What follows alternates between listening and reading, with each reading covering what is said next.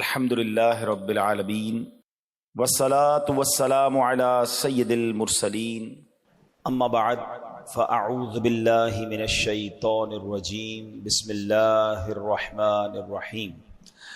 پڑھیے الصلاة والسلام علیک یا رسول اللہ وعلی آلک واصحابک یا حبیب اللہ۔ الصلاۃ والسلام علیک یا نبی اللہ وعلی آلک واصحابک یا نور اللہ۔ درود پاک پڑھنے کے بے شمار فضائل و برکات ہیں۔ سرکار دو عالم علیہ الصلوۃ والسلام کا فرمان صلاتکم علی محرزۃ لدعائکم ومرضات لربکم وزکاۃ لاعمالکم۔ اللہ کے نبی فرماتے ہیں تمہارا مجھ پر درود پاک پڑھنا تمہاری دعاؤں کی حفاظت کرنے والا اور تمہارے رب کی رضا کا باعث اور تمہارے اعمال کی پاکیزگی کا سبب ہے۔ ایک درود ہے، اب بلیسنگز اور بینیفٹس کتنے ہیں کہ فرمایا دعاؤں کی حفاظت کرنے والا ہے درود پاک، اللہ کو راضی کرنے والا ہے اور اعمال کی پاکیزگی کا سبب ہے۔ تو پھر کیوں نہ ہم کثرت سے درود پاک پڑھتے رہا کریں۔ برسے گی رحمت شہ ابرار بالیقین، برسے گی رحمت شہ ابرار بالیقین، مٹ جائے گا گناہوں کا کاجل درود پڑھ، عشق نبی میں جھوم کے پڑھتے رہو مدام، گرچہ کوئی کہے تجھے پاگل درود پڑھ، دنیا کی الجھنوں سے ملے گی تجھے نجات، گر چاہیے نجات مسلسل درود پڑھ۔ تو آئیے مل کر محبت کے ساتھ درود پاک پڑھ لیں۔ صلو علی الحبیب صلی اللہ تعالی علی محمد صلی اللہ علیہ وآلہ وسلم۔ الحمدللہ ہم قرآن پاک کی کچھ آیتوں کو سنتے ہیں اور ان آیتوں سے ملنے والا میسج سمجھنے کی کوشش کرتے ہیں۔ آج قرآن پاک کا پارہ ہے 11 سورہ یونس، آیت نمبر 87 کی تلاوت سنیں گے اور اس کے تحت کچھ میسج آف قرآن انڈرسٹینڈ کرنے کی کوشش کریں گے۔ اللہ قرآن میں ارشاد فرماتا ہے وَأَوْحَيْنَا إِلَى مُوسَى وَأَخِيهِ أَن تَبَوَّآ لِقَوْمِكُمَا بِمِصْرَ بُيُوتًا وَاجْعَلُوا بُيُوتَكُمْ قِبْلَةً وَأَقِيمُوا الصَّلَاةَ وَبَشِّرِ الْمُؤْمِنِينَ۔ یہ ایک ایسی کمال کی آیت ہے کہ اس آیت میں ہم سب کو اپنے گھر کا انوائرمنٹ کیسا رکھنا ہے وہ گائیڈ کیا گیا ہے۔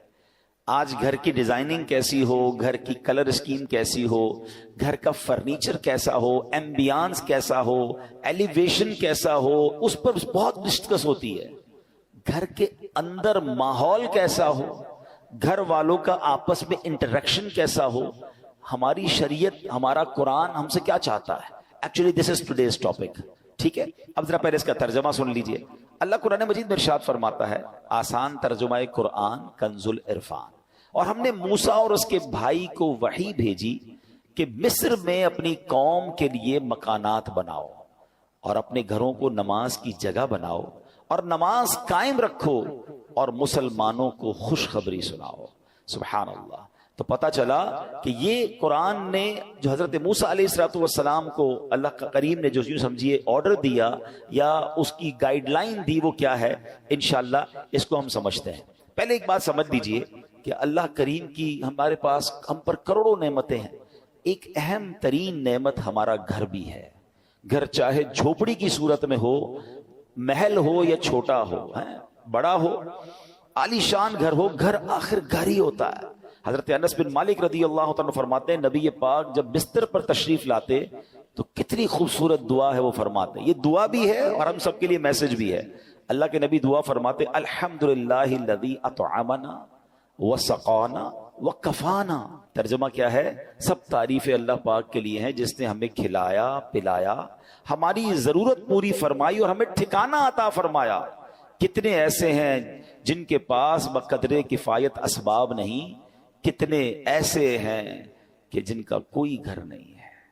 یہ گھر ملنا، بلے آپ کرائے کے گھر میں رہتے ہیں، کہیں بھی رہتے، چھت ہے نا، یہ بہت بڑی نعمت ہے۔ آج بھی کتنے لوگ ہیں جو بے گھر ہیں، فٹ پاتھ پہ سوتے ہیں۔ کیا ہم نے اس بات پر کبھی اللہ کا شکر ادا کیا کہ اللہ تو نے ہمیں گھر دیا ہے؟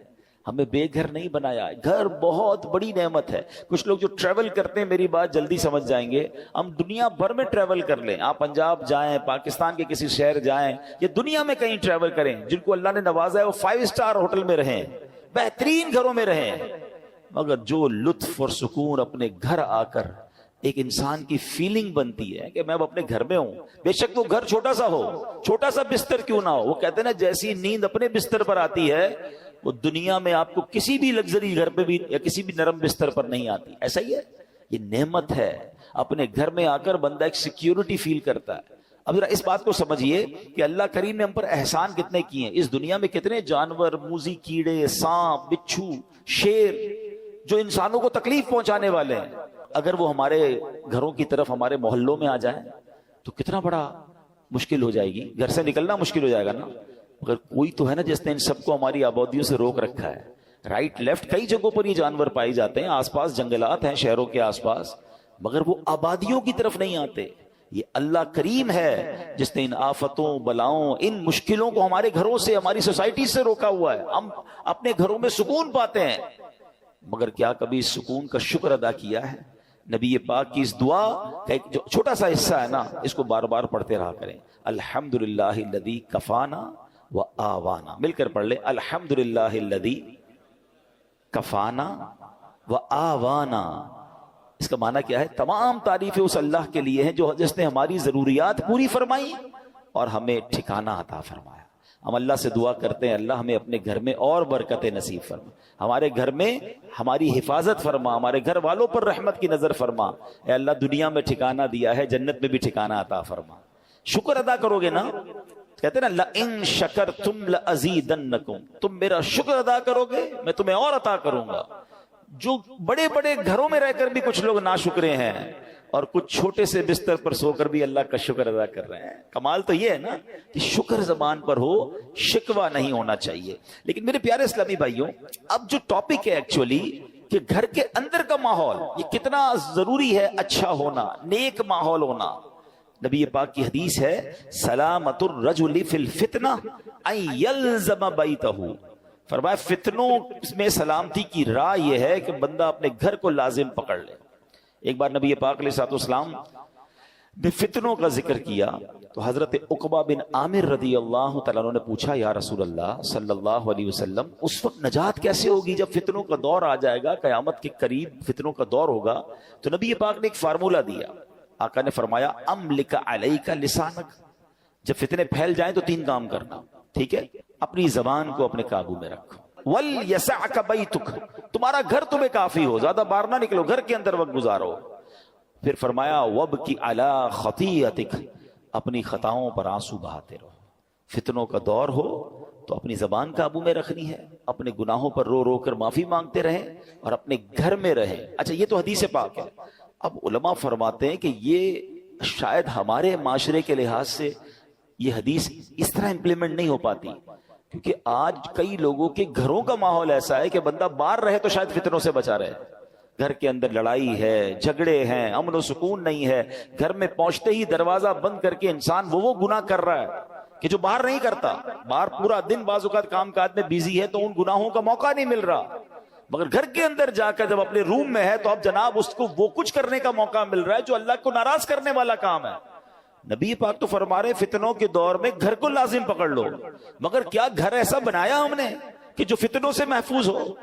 کئی گھر ایسے ہیں جہاں غیبتوں کا بازار ہے, کئی ایسے ہیں جہاں ماں باپ کے ساتھ بچوں کی بدتمیزیاں ہیں, کئی ایسے ہیں جہاں بھائی بہن ایک دوسرے کے خلاف بیٹھے ہیں.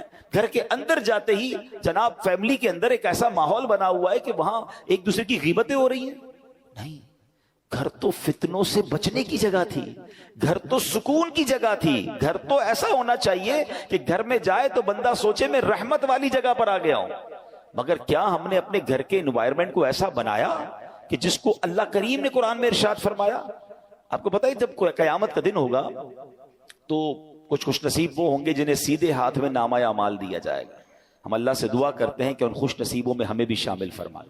مگر کچھ مجرم وہ ہوں گے جن سے رب ناراض ہوگا, اس کو اس کے الٹے ہاتھ میں پیٹھ پیچھے اس کو نامہ اعمال دیا جائے گا, اور یہ بندہ اس دن موت مانگے گا مگر اسے موت ملے گی نہیں. پھر اسے جہنم کی بھڑکتی ہوئی آگ میں ڈال دیا جائے گا. اس شخص کا جرم پتہ ہے کیا ہوگا؟ قرآن کہتا ہے انہو کان فی اہلہ مسرورا، یعنی بے شک وہ اپنے گھر والوں میں خوش تھا. گھر والوں میں خوش تھا، یہ جرم تھا. اس کی تفسیر میں علماء نے فرمایا کہ اپنے گھر والوں کے ساتھ گھر کے اندر خواہشوں، شہوتوں، غرور و تکبر میں مبتلا رہتا تھا. گھریلو خوشیوں میں ایسا مگن تھا کہ آخرت کو بھول چکا تھا.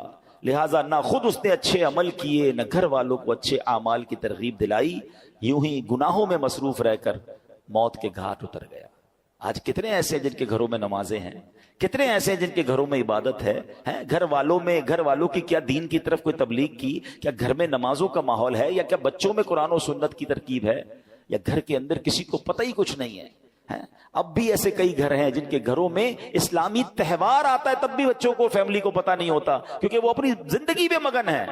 اور جو گھر کا سربراہ ہے اس کو بھی اس کی فکر نہیں ہے. میں آپ کو ایک مسلمان گھرانے کا واقعہ بتاتا ہوں. پاکستان کا تو نہیں ہے، لیکن انفارچونیٹلی جتنا تیزی سے ہمارے وطن میں ماڈرنزم اور دین سے دوری والا ماحول بنتا جا رہا ہے اور گھر کے بڑوں کو فکر بھی نہیں ہے، یہ دور نہیں دن آپ پاکستان میں بھی یہ دیکھیں. یو کے کا واقعہ، ایک بھائی ٹریول پر گیا، والد کی طبیعت خراب تھی تو واپس آیا. تو کچھ دنوں بعد واپس آیا، والد صاحب گھر میں نہیں تھے. چھوٹا بھائی تھا جو اپنی گیمز میں اور اپنے موبائل میں اور کمپیوٹر میں، جو آج کا ایک نوجوان کا سٹائل ہے کہ لگا رہتا تھا. تو کہا والد صاحب کہاں ہیں؟ کہا والد صاحب کی تو ڈیتھ ہو گئی تھی. تو کہا مجھے انفارم کیوں نہیں کیا؟ کہا آپ بزنس ٹرپ پہ تھے. میں نے کہا کیا ضرورت ہے ڈسٹرب کرنے کی، فیونرل کرنا تھا، ان کا آخری رسومات ادا کرنی تھی، میں نے کر دی. تو کہا تم نے کیسے آخری رسومات ادا کی؟ جنازہ کدھر ہوا؟ کون سے قبرستان میں دفنایا؟ تو کہا جنازہ بھی کرنا ہوتا ہے. میں تو گوگل پہ گیا، سرچ کیا کہ فیونرل کیسے ہوتا ہے، کسی کا ڈیتھ ہو جائے تو what we have to do. تو گوگل نے مجھے 4-5 آپشن دیے. میں نے سب سے سستا والا جو آپشن تھا ان پر کال کیا، وہ آئے اور ابو کو لے گئے، بس فنش. تو اس نے کہا یہ تم نے کیا کیا؟ آپ کو پتہ کیا ہوا اس مسلمان والد کے ساتھ؟ جب سرچ کیا کہ کس فیونرل والے کو دیا ہے، تو جو سب سے سستا آپشن تھا کہ وہ میتوں کو آگ لگایا کرتے تھے. اس نے یہ نہیں، اس کو یہ پتا بھی نہیں تھا کہ جنازہ کچھ ہوتا ہے، اس کو یہ نہیں پتا تھا غسل میت ہوتا ہے، اس کو یہ نہیں پتا تھا کہ جناب قبرستان میں دفن کیا جاتا ہے. میں مسلمان گھرانے کی آپ کو واقعہ سنا رہا ہوں جو میں نے خود جا کر سنا ہے. اب مجھے بتاؤ، اس بچے کا قصور تو تھا مگر کیا والد کا قصور نہیں تھا؟ اس کا مطلب والد کسی جنازے میں بیٹے کو لے کر نہیں گیا ہوگا. اس والد نے موت اور قبرستان کے بارے میں، تدفین اور غسل کے بارے میں نہیں بتایا ہوگا. ہر چیز بچوں کو دلا دی مگر نہ سکھایا تو دین نہ سکھایا. میں اور آپ دنیا سے جانے والے ہیں، ہم سب نے مرنا ہے. اور اس والد کی قسمت کتنی پیاری ہوگی کہ اس کے مرنے کے بعد اس کی اولاد اس کے لیے دعائے مغفرت کرے، اس کے لیے ایصال ثواب کرے. مگر یہ سکھائیں گے تو کریں گے نا. ہمارے بچے تو زندگی میں ہمارے سامنے نماز نہیں پڑھ رہے، ہمیں ٹینشن نہیں ہے. میں سچ بتاؤں آپ کو، زندگی میں کچھ کر سکیں یا نہ کر سکیں، اپنے بچوں کو کسی طرح 5 وقت کا نمازی بنا جائیے گا. پہلے تو خود بننا پڑے گا نا اس کے لیے. والد وہ بچہ دیکھتا ہے ابو رمضان میں نمازیں پڑھتے ہیں، اس کے بعد تو میرے والد بھی جمعے کی پڑھ لے تو بڑی بات ہے. تو بچے کو بھی آپ ایکچولی ہم اپنے بچوں کو پریکٹیکلی پریکٹس کرا رہے ہیں کہ بیٹا نماز تو جمعے کی پڑھنی ہوتی ہے، باقی ضروری نہیں ہے. تو آپ سوچئے ہم خود تو دین سے دور کر رہے ہیں، ہم نے گھر میں کون سا ماحول بنایا ہے. ورنہ یقین کریں خوش نصیب ہے وہ والد، اگر اس کی اولاد نمازی بن جائے نا تو آپ کہیں نہ کہیں کہ بیٹا مرنے کے بعد دعا کرنا، وہ دن میں 5 بار باوضو ہو کر قبلہ رو بیٹھ کر اتحیات کے عالم میں کئی بار کیا کہے گا، ربنا اغفر لی ولوالدی وللمؤمنین یوم یقوم الحساب. ہائے اور کیا چاہیے اس والد کو قبر میں کہ فجر ہو تو اس کا بیٹا، اس کی بیٹی، اس کے بچے دعا کر رہے ہیں اے اللہ میرے ماں باپ کو بخش دے. ظہر میں دعا کر رہے ہیں، عصر میں دعا کر رہے ہیں، مگر گھر میں نمازوں کا ماحول ہی نہیں ہے. عید کی نماز پڑھ لی تو پڑھ لی، اب تو جمعے کی نماز بھی لوگوں کی سنا ہے قضا ہونے لگ گئی. Nobody have tension. اپنے لیے بھی ٹینشن نہیں ہے، بچوں کے لیے بھی نہیں ہے. قرآن کی یہ آیت پکار کر کہہ رہی ہے کہ گھر بناؤ اور اس گھر میں نمازوں کا اہتمام کرو. خدا را اپنے گھر کے ماحول پر توجہ دیجیے. یہ سرمایہ ہے، یہ اولاد، یہ فیملی، یہ گھر، یہ ہمارا پھل ہے. اگر گھر میں قرآن و حدیث اور نمازوں کا معاملہ ہوگا تو سبحان اللہ. اے میرے پیارے اسلامی بھائیوں، قرآن نے کیا کہا کہ مصر میں اپنی قوم کے لیے مکانات بناؤ. ناٹ اونلی مکانات، ڈیفینس میں گھر ہونا چاہیے، فلاں سوسائٹی میں گھر ہونا چاہیے. یہاں تک تو ہماری پلاننگ ہے کہ گھر اچھا ہو، بیوٹیفل سوسائٹی میں ہو. آگے قرآن کہتا ہے وَجْعَلُوا بُيُوتَكُمْ، اور اپنے گھروں کو نماز کی جگہ بناؤ اور نماز قائم رکھو، اور جو یہ کرتا ہے اس کو کیا ملے گا؟ وَبَشِّرِ الْمُؤْمِنِينَ، قرآن کہتا ہے مسلمانوں کو خوشخبری سناؤ، خوشخبری ملنی ہے، رحمتیں ملنی ہیں، عافیتیں ملنی ہیں اگر گھر میں نمازیں ہیں۔ اے میرے پیارے اسلامی بھائیوں، اللہ کے پیارے حبیب علیہ الصلوۃ والسلام فرماتے ہیں اجعلوا فی بیوتکم من صلاتکم ولا تتخذوها قبورا، فرمایا کچھ نماز گھر میں بھی پڑھا کرو، گھروں کو قبرستان نہ بنا دو۔ اس کا مطلب بیوٹیفل ہاؤس ہے، ایکسٹرا ایمبیانس ہے، شاندار فرنیچر ہے، سب کچھ ہے میرے اور آپ کے گھر میں، سٹینڈ بائی جنریٹرز ہیں، اور اگر نماز نہیں ہے نا تو وہ گھر قبرستان ہے۔ ہم سمجھ رہے اتنا لگژری گھر کو قبرستان، نبی پاک فرما رہے ہیں کہ گھر میں نمازیں پڑھو۔ یہ مردوں کے لیے تو یہی حکم ہوگا کہ مسجد میں آ کے پڑھیں، مگر کچھ نوافل گھر میں بھی پڑھیں، کبھی شراک چاش پڑھیں، کبھی تہجد پڑھیں، کبھی دیگر نماز کے نوافل پڑھیں، مگر خواتین گھر کی، بچے، یعنی گھر میں اللہ کرے ایسا ماحول ہو کہ جب نمازوں کا وقت آئے تو ایک کمرے سے تلاوت کی آواز آ رہی ہو، کہیں سے نمازوں کی پتہ چل رہا ہو۔ ماشاءاللہ کتنے خوش نصیب ہیں وہ لوگ جو گھر جاتے ہوں تو گھر والے نمازیں پڑھ رہے ہیں۔ اے میرے پیارے اسلامی بھائیوں، ایک اور جگہ پیارے آقا فرماتے ہیں اقربوا بیوتکم ببعد صلاتکم، یعنی کچھ نمازوں کے ذریعے اپنے گھروں کی عزت بڑھاؤ۔ آپ چاہتے ہیں نا گھر کی عزت بڑھے، آئے ہے جس گھر میں نمازیں ہوتی ہیں نبی پاک نے فرما دیا تو حق ہے اس گھر کی پورے محلے میں عزت ہو جائے گی۔ آج بھی دیکھیں علماء کے گھر، امام صاحبان کے گھر لوگ دعا کروانے آتے ہیں، گھر میں نمازیں ہو رہی ہیں نا، عبادت ہو رہی ہے، اللہ اس گھر کو ممتاز کر دیتا ہے۔ ہم سمجھتے ہیں ایکسٹرا لائٹ لگاؤں گا، ذرا خوبصورت ایلیویشن کروں گا، ذرا ہٹ کے ڈیزائننگ کروں گا تو وہ سب سے مشہور ہو جائے گا۔ نہیں، عزت دینے والا رب ہے، اور اللہ کے سب سے معزز بندے ہیں، اللہ کی مخلوق میں سب سے بڑھ کر عزت والے کون ہیں؟ ہمارے آقا علیہ الصلوۃ والسلام ہے۔ وہ فرما رہے ہیں کہ کچھ نمازوں کے ذریعے اپنے گھروں کی عزت بڑھاؤ۔ نماز کے بارے میں ایک اور حدیث سنو، الصلاۃ عماد الدین، نماز دین کا ستون ہے۔ مجھے بتائیں نا، ہمارے گھر کے پلر نکال دیں تو گھر تو گر جانا ہے نا، یہ تو ایمان کا پلر ہے، مگر اس کی فکر نہیں ہے۔ تو اے میرے پیارے اسلامی بھائیوں، ہمیں اپنے گھروں کے ماحول کو اچھا کرنا ہے، اپنے بچوں کی تربیت کی فکر کیجیے، انہیں وقت دیجیے۔ آج کل جو ماحول ہے، میں اشارہ کر کے گزر جاؤں گا، ہر تھوڑے دنوں بعد آپ کو سوشل میڈیا پر نیوزز مل رہی ہیں، الیکٹرانک پرنٹ میڈیا میں نیوز ملتی ہیں کہ فلاں بچے نے فلاں کام کر دیا، فلاں نے فلاں کو قتل کر دیا، فلاں نے فلاں کو جلا دیا، فلاں اسکینڈل میں پکڑا گیا، فلاں جناب منشیات میں معاملات میں آ گیا، فلاں ڈرگز کا کام کر رہا ہے، فلاں کمپیوٹر پہ بیٹھ کے کیا کچھ کر رہا ہے، اسکیمز کر رہا ہے۔ یہ ہمارے علاقے میں، ہمارے شہروں میں، ہمارے ملکوں میں ہو رہا ہے نا۔ ہم کیوں انتظار کر رہے ہیں کہ یہ آگ میرے گھر میں جب آئے گی پھر غور کروں گا؟ اس سے اندازہ کیجئے، یہ سمٹمز ہوتے ہیں، یہ اشارے ہوتے ہیں کہ معاشرہ کدھر جا رہا ہے۔ ماں باپ کو فکر نہیں کہ بچے گھر میں کیا کر رہے ہیں۔ اتنی دوری مت رکھیں اپنی فیملی کے ساتھ۔ یاد رکھیے، کوئی بڑا ڈیزاسٹر ہو اس سے پہلے آنکھیں کھولیے نا، ہماری بچی کہاں جا رہی ہے، ہمارا بیٹا کہاں جا رہا ہے، وہ کس سے مل رہا ہے، کوئی فکر نہیں ہے۔ وہ کہتے ہیں نا اپنے بچوں کے تم دوست بن جاؤ اس سے پہلے کہ کوئی ایسا دوست بن جائے جو اس کی آخرت اور دین اور دنیا سب برباد کر دے۔ بہت برا حال ہے، پلیز تھوڑا وقت دیجیے۔ اچھی تربیت، یہ تربیت نہیں ہے کہ آپ بھی نماز قضا کر رہے ہیں اور بچے بھی نماز قضا کر رہے ہیں۔ آپ بھی نمازی بنیں، ہم بھی نیک بنیں، آپ بھی ماشاءاللہ تلاوت کی طرف آئیں، بچوں کو ایسے پروگرامز میں لے کر آئیں، بیانات میں لے کر آئیں، مدنی چینل گھر پہ بیٹھ کے دکھائیں۔ ہم آپ